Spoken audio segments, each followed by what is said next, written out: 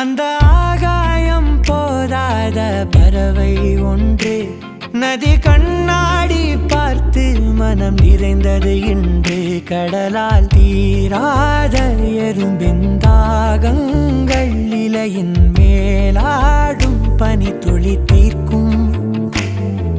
தீயை நீ பகிர்ந்தாலும்